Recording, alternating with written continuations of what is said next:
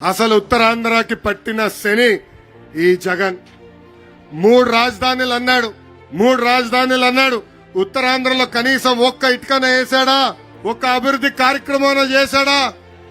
విశాఖపట్నంలో ప్రజా ధనాన్ని లూటీ చేసి 500 కోట్ల రూపాయలతో ఒక ప్యాలెస్ కట్టుకున్నాడు తప్ప ఉత్తరాంధ్రకు చేసింది ఏమీ లేదు. కనీసం విశాఖ రైల్వే జోన్ కి ఏర్పాటు చేసేదానికి భూమి కూడా ఈ ప్రభుత్వం ఇవ్వలేదు. మూటబడిన అన్ని షుగర్ ఫ్యాక్టరీలు తెరుస్తానని ఎన్నికల ముందల హామీ ఇచ్చి కనీసం ఒక్క ఫ్యాక్టరీ కూడా ఈ జగన్ తెరవలేదు. ఇంకా విశాఖ ఉక్కు ఆంధ్రుల హక్కు నినాదంతో ఆనాడు ఆంధ్రులందరూ పోరాడి విశాఖ ఉక్కు తీసుకొచ్చారు. ఇప్పుడు ఏకంగా ఆ విశాఖ ఉక్కుకున్న భూముల్ని కాజేసేదానికి ప్రయత్నిస్తుంది ఈ ప్రభుత్వం.